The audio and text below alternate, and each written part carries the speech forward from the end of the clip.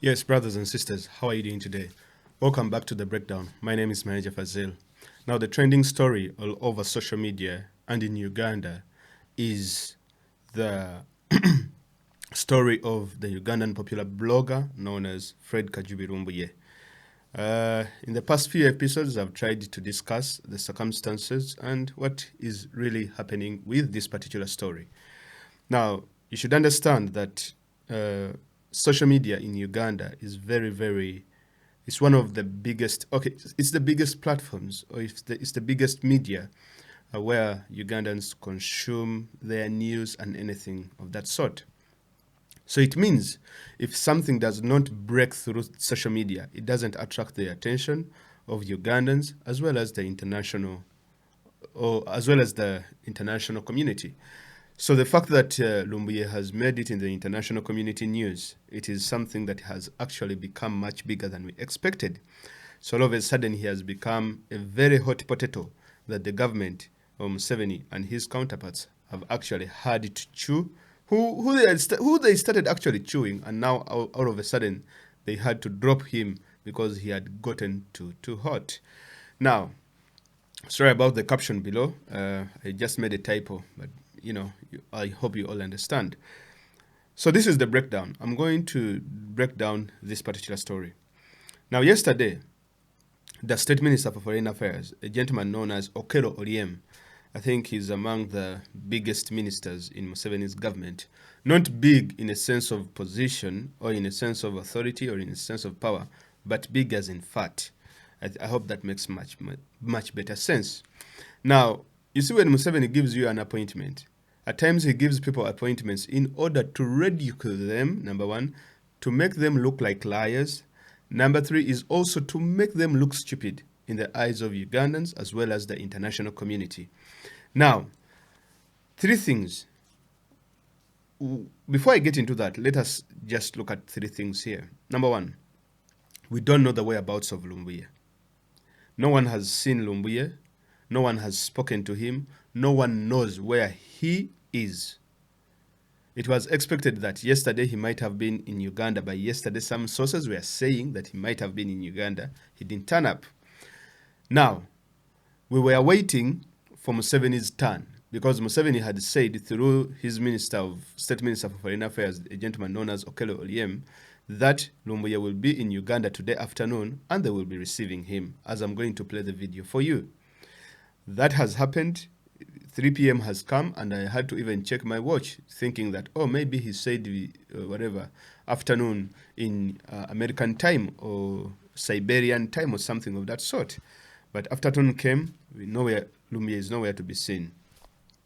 The biggest cause for worry is that we don't know where Mr. Lumbuye is. And everyone who has been sent to Turkey, either they are doing things underground or they might be doing things in one way or the other to help out to rescue our brother in Turkey. Now, Okello coming back to Museveni and his people.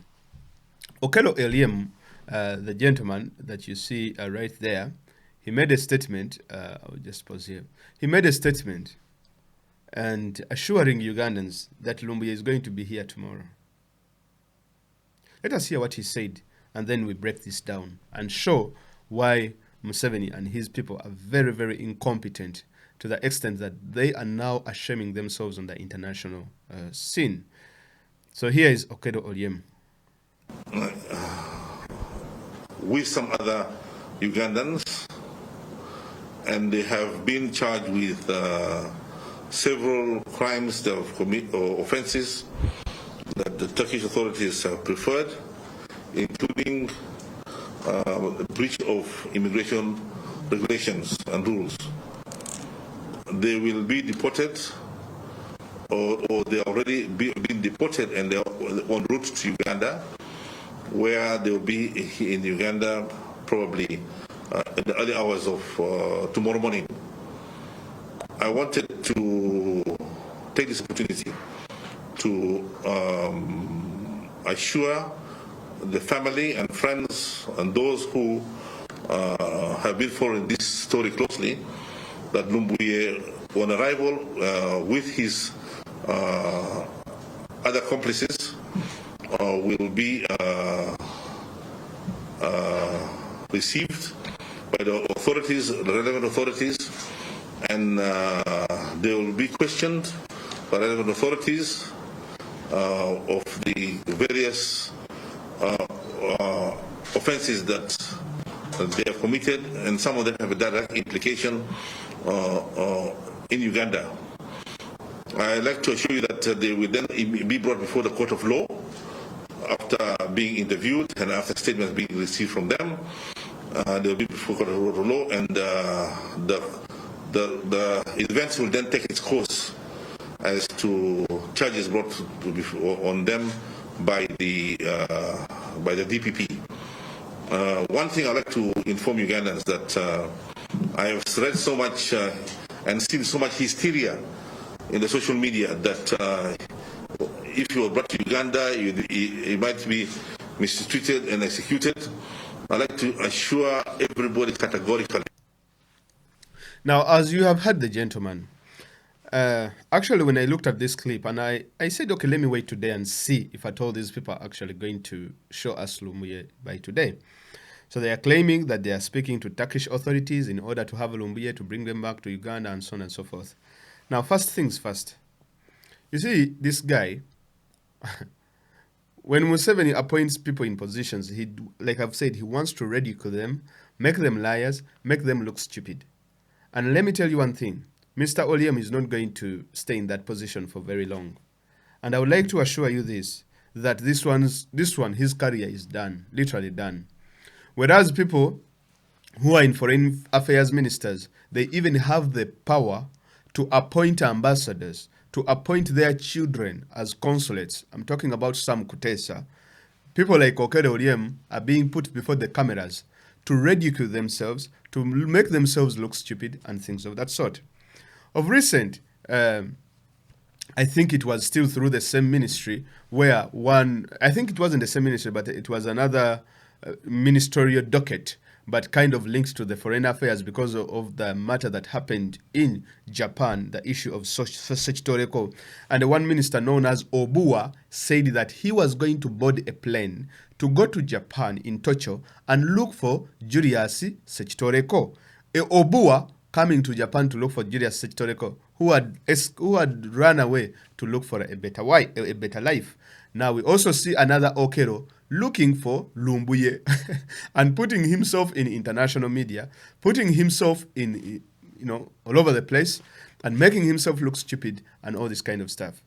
Now, Okello, after Lumbuye did not turn up, he was nowhere to be seen. He has run away. We don't know what he is doing right now. Maybe he has Lumbuye and all this kind of stuff. But I believe this gentleman should have kept his powder, dry. Because the thing is this. There are two things that we see in this particular scenario. If you remember very well at the beginning of this year, whereas Museveni had just stolen the election, killed a lot of people, they tried to create a media narrative whereby they said they had killed 185 Al-Shabaab militants in Somalia. And I literally covered that story on this platform. The analysts, the people in Somalia, they all said that it is impossible for UPDF to have pulled off that particular operation. It is not absolutely possible that that could have happened. People who looked into the story, even Al Jazeera had covered the story, Reuters had covered the story, and all the international media, that Museveni had killed Al-Shabaab militants, 186 of them. But the Somalis came out and debunked the story, and we came and debunked the story in this particular platform. Now, after debunking the story, they had to pull the story. But the way the story was presented to the world, it was presented to the very minutest of details, telling them how many bullets they had captured from the Al-Shabaab militants, telling them how many weapons they had captured, and the number of people that had been killed. When they asked to provide evidence of this, they had none. So they pulled the story. We ran out of this. Of recent, Muhoozi said that he went to Zombo district and he has been, there are rebels that were trying to attack Uganda and all this kind of stuff. Ladies and gentlemen, there's something much bigger that is going on that we do not understand at this particular juncture. But everything by the end of this week, by tomorrow or by the beginning of Monday, we shall see what is uncovering, or what what Museveni has been hiding in this entire saga. Because what I see here is a few things that, of course, number one, I do believe that these guys tried to capture Lumbuye. They have tried to arrest him. They have tried to kidnap him.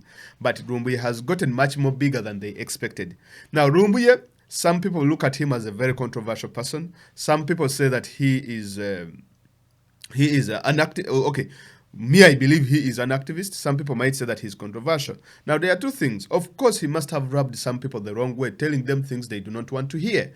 Now, these people come from different spheres of life. We have people who are in the Buganda kingdom, that is the kingdom of Buganda. We have people even within the NUP itself, the Bobby Wine's political party. We also have people from different opposition parties and the NRM and all this kind of stuff. He rubbed them the wrong way. And now, for some reason, all of a sudden, because these people cannot look at the bigger picture, now they are promoting Museveni's narrative. They are now on Museveni's side. They are like, okay, when it comes to Lumbuye, whereas he has abused me, whereas he has done this and said this and such sort of what, Museveni, for this I stand with you. You would rather bring that gentleman back. Now, all these people have now all been kicked with the Okello. They are all in the same docket right now. Let me tell you one thing. If you do understand Museveni very well, whenever you are on Museveni's side on the matter, you do not count. You do not mean anything. That's who Museveni is. If Museveni thinks that by the arrest of Lumbuye, he wants to accomplish a certain goal, even if you come and side with him on this particular matter, you do not matter at all. Whether you are Buganda Kingdom, whether you are the Prime Minister, whether you are what or what. And trust me, when you side with him on the matter, you're not going to achieve what you're trying to achieve. But rather, you are going to derail yourself on what you would like to achieve. What does this mean? This means that people are ready to side with an autocrat, with a dictator, without looking at the bigger picture. Just because Mr. Lumbuye said a few words here and there, and these people are not even heard. Lumbuye didn't kill anyone, but they would rather side with someone who has killed someone. And now they are promoting the news and the arrest of Lumbuye left, right, and center, sitting with the government and all this kind of stuff, which is really, really absurd. Now, for the issue as it stands today is that unfortunately we do not know the whereabouts of our brother, and it is likely that he could even be lost, because here in the diaspora, if someone goes missing for 72 hours, we start announcing him as a dead person or a missing person. We start looking for the body. We are no longer now looking for a person who is alive. Some people say he's in the Turkish authorities, but there is no evidence that the Turkish authorities actually have him. Now you have a state minister for foreign affairs. I don't even know, because this is the same gentleman that you see all over the place. When Kim Kardashian comes to Uganda, he's the first person to be there. When you see Akon coming to Uganda, he's the first person to be there. He wants to get photo opportunities with everything. I do not blame Mr. Okello, because I do believe that he knows how popular Mr. Lumbuye is, and maybe he wants a photo opportunity. But I would encourage Mr. Okello, before he starts posing with other people, he always stands out, because he's really a wee bit too fat. Yes, you should work on your health and all these kind of things.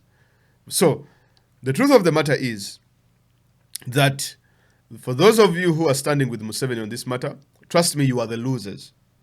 Because you're not seeing the big picture. Because Museveni was banking on the fact that so many Ugandans on the diaspora, as well as social media, they thought that Lumbuye had pissed off the majority of Ugandans, that they are going to start coming out and say, yes, arrest Lumbuye, take that man. Yeah, he did this to the Kabaka, he did this to the Katikiro, he did this to the Banyarwanda, he did this to this so and so. Well, all of a sudden, there is a very big backlash. Museveni is losing popularity even within his own ranks. They are looking at him and they're like, can you really go this slow? Some of the people have even just decided to keep mute. Whereas they might not agree with Lumbuye, they are like, okay, I think it's rather much better we do not even say anything about this particular story. Because what rules Uganda today is social media. It is Facebook, it is Twitter, it is YouTube, it is all these platforms. If you have not made out, or if you have not cut out your space on these particular platforms, ladies and gentlemen, whatever you're doing, especially within Museveni's ranks, it's not going to become effective. It's not going to become effective at all. Lumbuye is being covered by DW, is being covered by the East African, is being covered by so many people. Journalists all over the world are looking at this particular situation and how it is going to be handled out. And trust me, Turkey as a tourist destination, I don't know if this really makes some good PR for them. And from the look of issues, it seems that this particular operation was not sanctioned by the higher authorities in Turkey, that is the president of Turkey, Erdogan. It must have been sanctioned by mid-range there, some people, mafias, and some people who are trying to look for a quick buck within Turkey, working with Ugandan authorities who would like to show Museveni what they are capable of doing, number one, and also Museveni being in cahoots and sanctioning and signing the entire operation off. I've seen many people trying to put up so many conversations, political shows in Uganda about many other issues. But literally, Lumbuye has stayed on the top. I've seen people, this gentleman, he won, I don't follow those sports nowadays, but there's a gentleman who won a gold medal. I don't know his name. Is it Cheptegei? Kiprotich? Cheptegei. I think it's one of the two. Uganda has won 2 gold medals this entire week. But none of it is making news. None of it is trending on Twitter. What is it trending is Fred Kajubi Lumbuye, a very humble gentleman, doing the thing that he does best. You might not agree with him, but look at the bigger picture. If you are an activist, this is a dark day. If it is true that these people actually arrested the gentleman. Now, as I wind this up, I would like you to look at a situation. There's a gentleman known as Sam Mugumya, and I will make a video about him. We might see the entire situation panning out if I told our brother is maybe arrested. Sam Mugumya was an activist within the FDC, was arrested in the Congo. Up to today, he has never been released. This is like 10 years later. You'll never see the FDC talk about him or giving you any updates about him. Sam Mugumya. I remember that guy during my campus days. Now we have Fred Kajubi Lumbuye. He might also be arrested in Turkey with the Museveni and all these henchmen. And then all of a sudden they might put him in prison there for quite a very long period of time. That's why if we keep quiet about Lumbuye, things might get much worse for him. But if we continue putting the pressure on and we do not take him out of the media, then these people who have him are going to be forced to produce him. Because we don't know what we are looking for right now. We are either looking for a dead body or we are looking for someone who is badly beaten or someone who is sick and all this kind of stuff. Or maybe if the best of the best is someone who is alive. Now, for me personally, this is what I would have wanted. Actually, I was pro if Lumbuye came today in Uganda and maybe we saw him at Entebbe, people's hearts would be calm. Like people would be like, okay, now, okay, fine. We have now accepted it. He has been extradited to Uganda against all laws, international laws. Okay, let us now look at the next step. But right now, as we speak, we all hang in balance. As per this recording, we are hanging in balance. We don't know if our brother is still alive or he's dead. We don't know if he's going to come in cargo section or he's going to come badly beaten or anything of that sort. You get it? Because at least we would have known, and then you say, okay, the next step is this and this and that. Now, for Okello, this is the end of him. Because in terms of diplomacy, in terms of international relations, he is the worst. Like, he has literally failed in a system that was designed for him to succeed. Like, why would he even... You see, this is the problem with Okello. I remember recently when they were swearing in Museveni, there was a complaint, I think, in the Daily Monitor. The same gentleman got one of his granddaughters to write a poem about Museveni. And then, Okello, he's a nepotistic kind of individual as well. He fixed the daughter there to say the poem. You can go there and look at the Okello and the granddaughter. I didn't want to bring her into these matters, but that shows you how I don't know what he's planning, but I don't think he can go past this. And this would be the last time that we are seeing this gentleman. You should also understand Okello Oryem is the son of the former president of Uganda, General Tito Okello Lutwa, and I believe that is why he has actually appointed to this particular office. But Okello Oryem should know better. Okello Oryem should not shame people that really have high hopes in him. If you are being told to say such kind of crazy things, at least say no to keep your dignity. If you are being told to lie, now you look like a cartoon all of a sudden. I mean, you are not far away from looking like a cartoon, but now you look like a cartoon, if you know what I mean. Because, like, you're more like a puppet, not more like a minister of state for foreign affairs. Because there is no any other ambassador all over the world, there is no any other minister of foreign affairs all over the world that is going to take Okello Oryem serious. Because of this international debacle that he has created around himself. Secondly, the Muhoozi Kainerugabas are meeting ambassadors of Germany, they are meeting ambassadors of Turkey, they are meeting ambassadors of Japan. Okello Oryem is here on social media, lying to people and all this kind of stuff. So maybe we are being diverted while Muhoozi is doing the other, because Muhoozi is literally doing your work. You should be fighting for your work. Actually, if I was coming from Okello's tribe, I would say, Okello, just resign, because you are literally being undermined. That is why you see these appointments. People, when you come out and say that, oh, haha, they have appointed a Muslim, they have appointed a person from Acholi, from Urango, from Buganda, so the Baganda are going to benefit. I saw people from West Nile protesting that they had no person from, what do you call that thing? Permanent secretary. No person from the permanent secretary was appointed from the West Nile. What is wrong with Uganda? For you to be appointed in Museveni's cabinet or government, whatever, anywhere, especially in these high positions, it is a big loss. It's a big loss. Muhoozi is there cutting deals with Japanese ambassadors. Is meeting even this gentleman known as Mkunyenji Mwada, the shadow minister of foreign affairs, is actually doing much better work than Okello Oryem. What is the Minister of ICT doing? If I told you are going to charge Lumbuye with the social media stuff, then you go to the... Where is the ICT ministry? Now, this shows how powerful Mr. Lumbuye is. That it takes a Minister of State for Foreign Affairs to address this particular matter. Not the IGP, not the Director of Public Prosecutions, not the CID, not ESO, no. Minister of Foreign Affairs.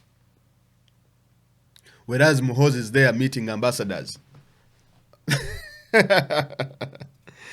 Muhoozi is there meeting ambassadors. Mr. Okello Oryem is just here enjoying the national flag for as long as he has the two flags seated on the sides, and then he say, oh, camera, come and take me. You know. Poor Okello. Okay, guys, let us meet in the next one, but that's the update I would like to put across.